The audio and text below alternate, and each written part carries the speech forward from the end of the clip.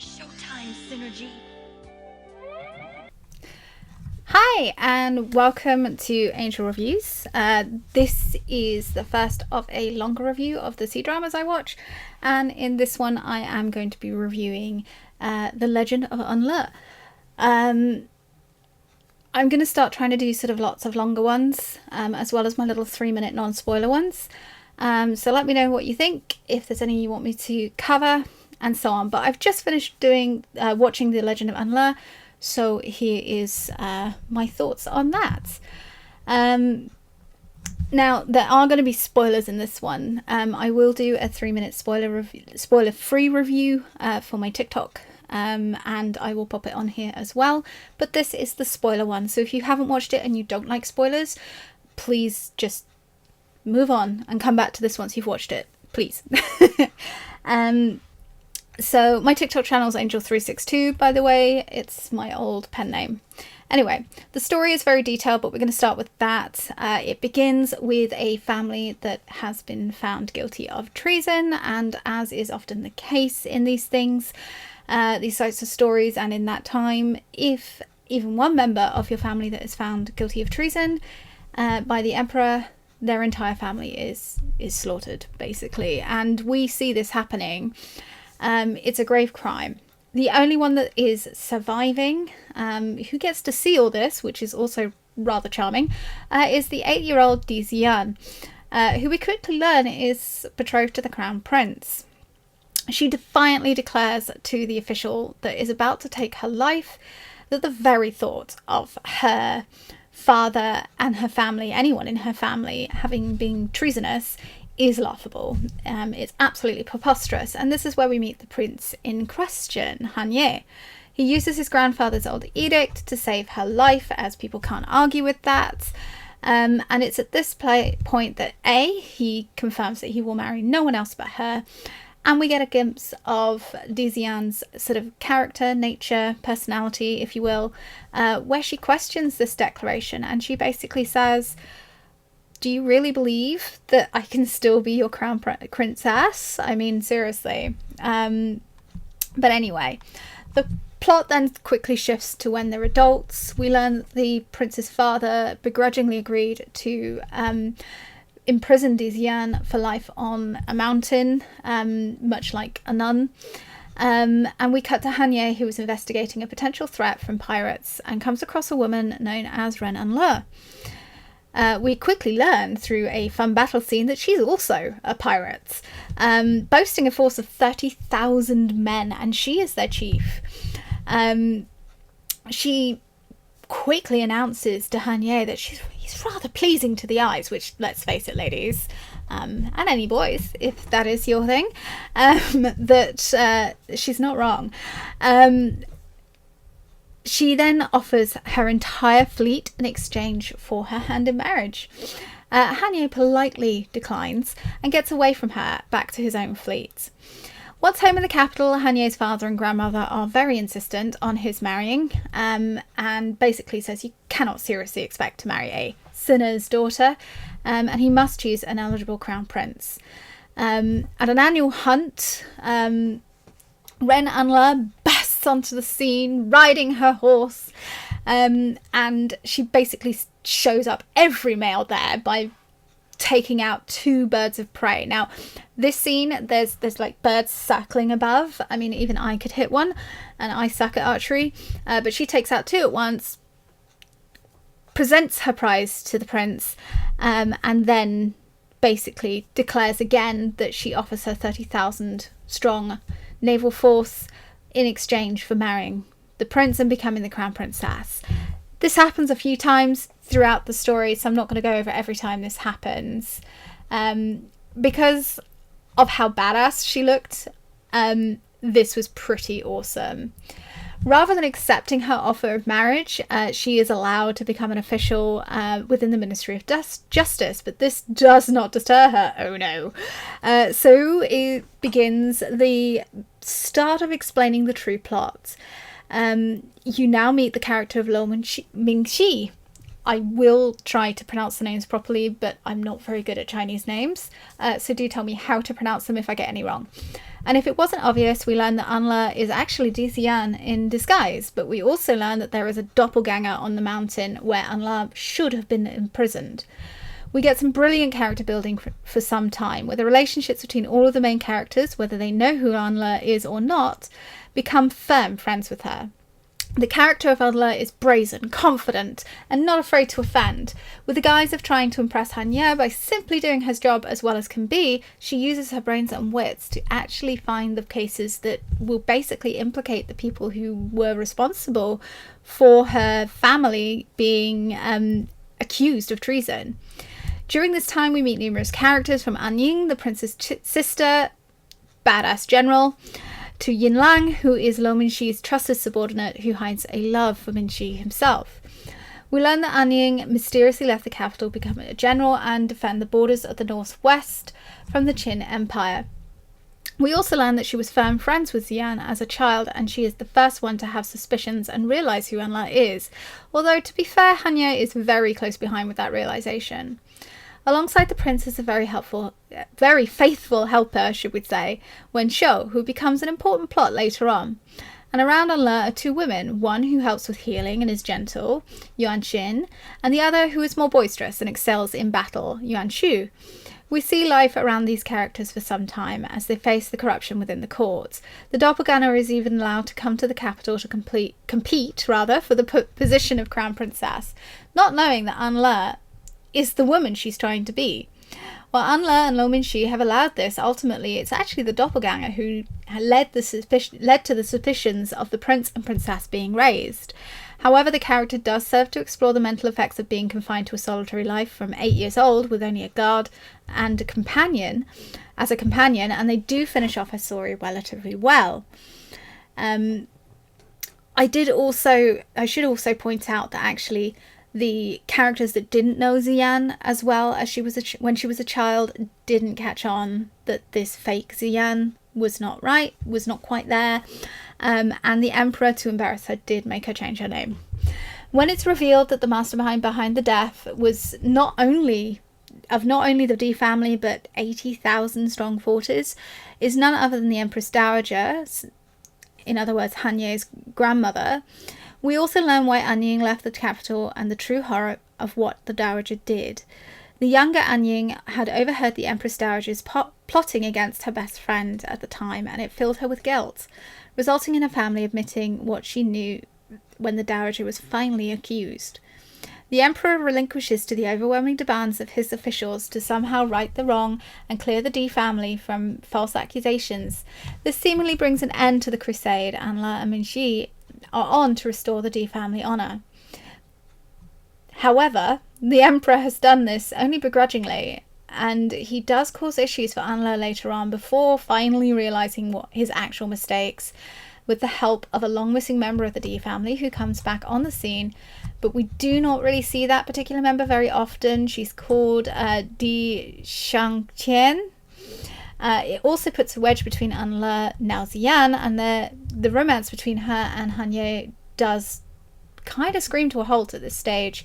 And so begins the frustrating let's not tell anyone anything to cause the wu-hui. I have no idea if I pronounced that right, but it is a misunderstanding. Although they don't actually specifically say that in this show.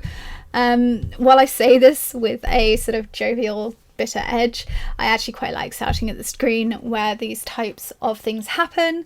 I can imagine some find it a little overused though. However, they did do a good job of showing a genuine sort of reason why they felt they couldn't be together. And also they brought them back together in a very slow manner, which was more believable than, I hate you! And then to the sudden, I've learned this now, so I love you again. Which is kind of annoying.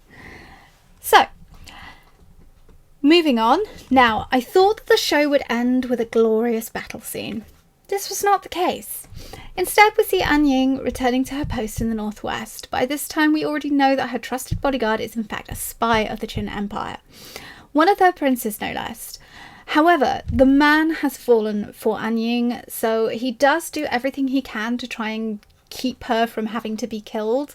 So that's kind of to his credit. Now, Anle did have suspicions about his identity earlier on in the story, but they brought in this guy's sister, the Princess of Jin, who does act as a cover story for her brother. And it also gives a reason why she didn't follow through on the suspicions until it was effectively too late. Especially since his sister actually became friends with most of the titular characters. On top of this, Anle persuades his father to allow him to lead an army to assist his sister against the armies of Jin, led by her ex-bodyguard. And the emperor also sends out an army with Lo Mingxi, and our leading lady travels to assist her friend, unknowing that Anle feels just as guilty about what her family did, to the point that she actually leaves herself no way out in the ultimate battle that she has, falling in that battle. At the time of her final fight, the other troops coming to help her were tricked into going to assist Zhu Yan's troops instead. While the climax of this part of the story is not quite the end of the war, it is why Zhu Yan ended it for the people of her home, and it's seemingly the end of Anle. Before this, we had already been given the sense that the teen at Anle's side, Wen Shou, is more than the prince will let on, and we get confirmation of this before Anle uses a clever strategy to keep his Zhu Yan safe. He basically tells Wen Shou who he really is in order to try and get him to go to Zhu Yan's side to keep him safe as well. He doesn't do this. We learned that Wen Shou is Yinlan. As I say, Yinlan was Zhu Yan's much younger brother that Anle had orchestrated saving and bringing into his home to raise. The child quite helpfully had amnesia and didn't remember his life before the age of 5. All this happened when Anle was a teenager himself, so a big thing was made of how smart Anle was to be able to make sure that the child he saved wasn't assumed, or it wasn't figured out that this child was already the D family child, and B, cover this up for a decade. Yinlan's knowledge and admission to his sister is the only reason Zhu Yan does not take her own life when she finds her prince has thrown himself off a cliff to prevent the enemy from using him as a bargaining chip against his own father. Not a huge amount happens after this, but it's a nice slow burner into showing the end of the story. The prince is not dead, but ironically has been rescued by the Princess of Qin. Remember the girl who was the sister of the bodyguard?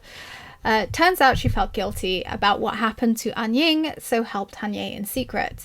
However, the prince has gone blind and didn't want to return home because of this until his father purposefully spread the news that he was dying. After returning, he refuses to see Zhu Yan, which is also somewhat frustrating. He's basically gone into sort of a period of deep depression. And he secludes himself on a nearby mountain, incidentally, where this member of the D family who went missing is currently residing. The story proceeds to work its way through to show how he is eventually healed of his blindness, but before all this, we learn that Zhu Yan fell ill, her hair turned white, and when she came out of her coma, it was shown that her hair turned white because she was so sad about the prince dying.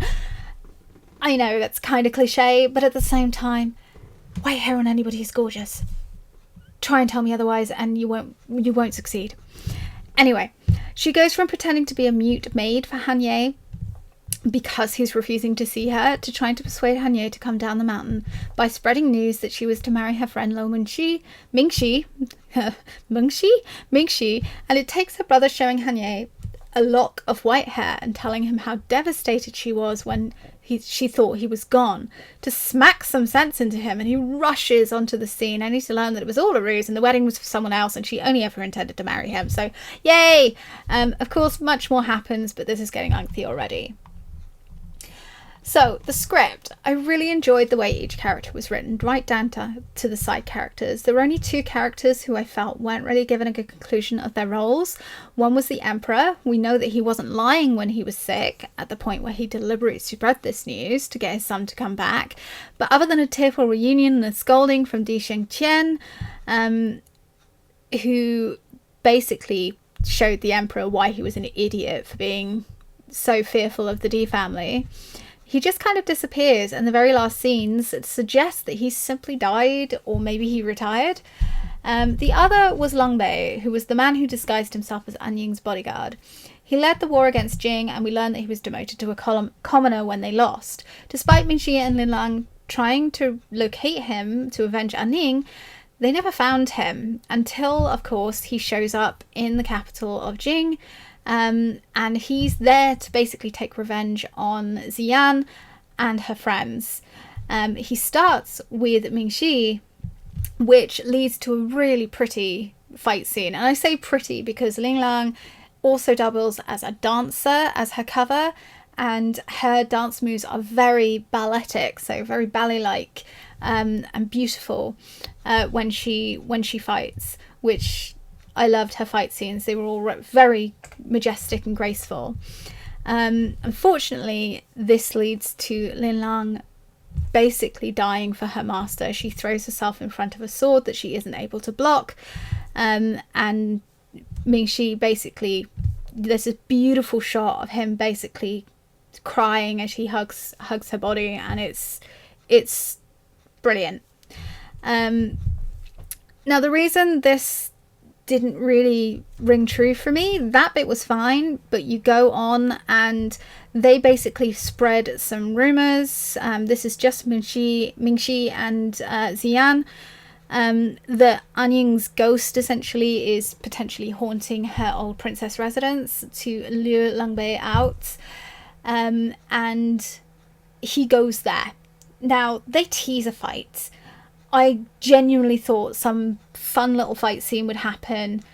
It did not. And this was not that it was disappointing, to say the least. Basically, all that happened was they looked like they were going to fight. Mingxi comes out with his forces, and they draw their bows and their weapons, and he gives up without a fight, and he's led away after some words are exchanged, and that's pretty much it. I felt like there might have been more to that they wanted to do more, that maybe they had more but they had to cut it.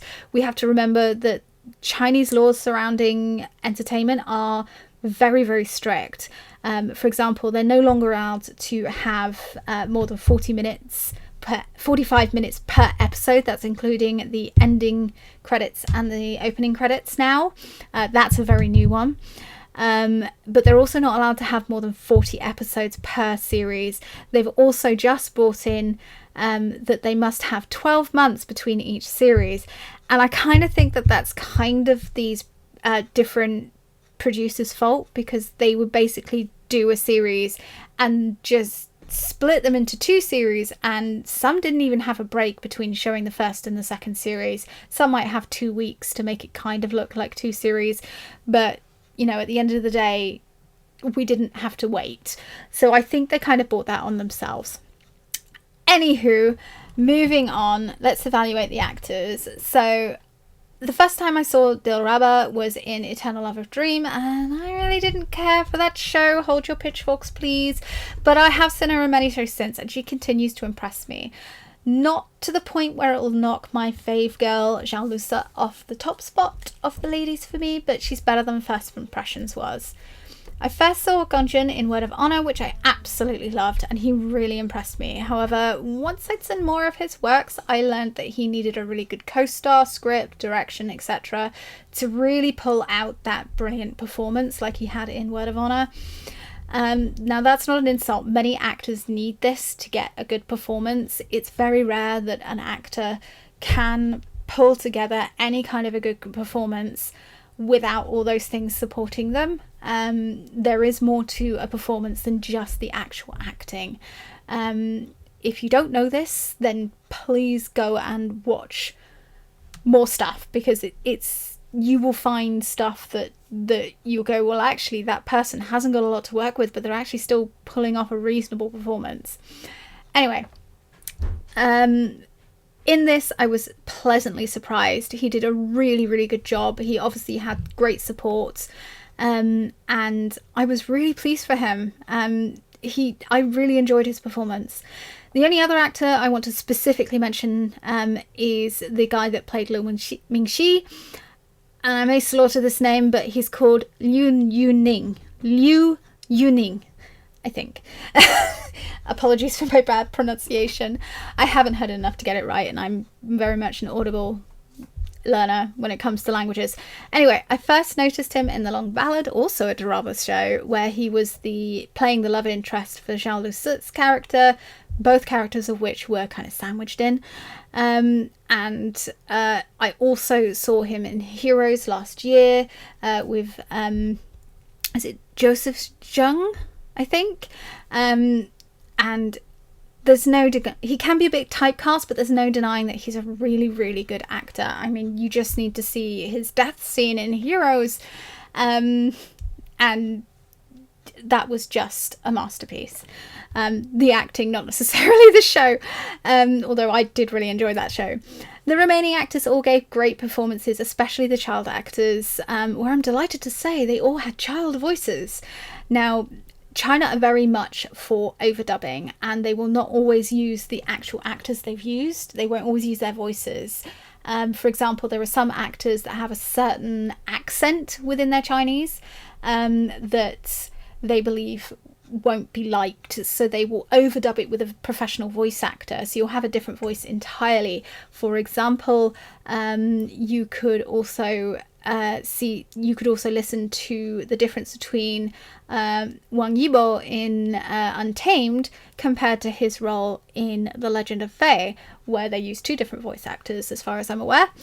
But anyway, they didn't do this here. They might have used different actors, but they were kids doing the voices, which is a pleasant surprise. Not only that, child actors can be a work in progress. They can be a little stiff, a little stinted, and they were actually really, really good. So I'm impressed with the directors for getting a good performance out of such young characters or young actors. I definitely want to see those kids in the future in other shows. So let's mention the directors. So according to a website called My Drama List, which I do recommend, it's a really good source when you're new and finding dramas to watch. The directors were Gary Singh, Jones Ma, and Jason So. All are named directors on that website, and 2 out of those 3 worked on Word of Honor, which is probably why they were able to bring up such a good performance in all of the characters. They did the same thing in Word of Honor. You also had familiarity with Gongjun and them. The only scene I had any kind of issue with on a kind of scale was the fight scene right before Han Ye threw himself off the cliff. It felt like the actors had performed it in super slow-mo, and then it was all sped up, and it felt kind of off to me, kind of like Uncanny Valley. So I've mentioned in some of my shorter reviews that I usually have an MVP, which is usually a side character or a secondary character in shows for me. In this one, it was Lin Lang. Her actress played the part beautifully. She just, the way she sort of got us invested in her as a character, the tragic way that she lovingly cared for her master, despite the fact that his interests were with Xian, and he never saw her until her death. She was the only one who got me to cry when she died. I had happy tears at the end, but I cried for Lin Lang's death. And although she wasn't in it all that much, I mean, she was like a constant, but not actually involved in a lot of scenes. So you had a lot of like scenes where they were having meals and she'd be playing the chin in the background. She was very important though, because she was basically Yingxi's gopher. So yeah, she is my MVP for this show. So in conclusion, I definitely recommend this show to anyone who likes strong female characters, strong characters who very much do the right thing despite whether it goes against authority or not. Characters that are very justice filled. There is some action in this, especially during the war sort of period of the show, but it is quite limited. most of it is character building, story building, and things like that. So if you like constant action all the time, this might not be for you, but for me, I quite like the story building. I love action and I love shows with lots of action in it, but I like story building as well. There is intrigue. You've got sassy lead actress, bit of politics, a bit of sort of heart-wrenching, and I really enjoyed it. What do you think? Leave your comments below, and don't forget to subscribe and follow for more. Bye! Thank you very much. Thank you very much. That's the nicest thing that anyone's ever done for me.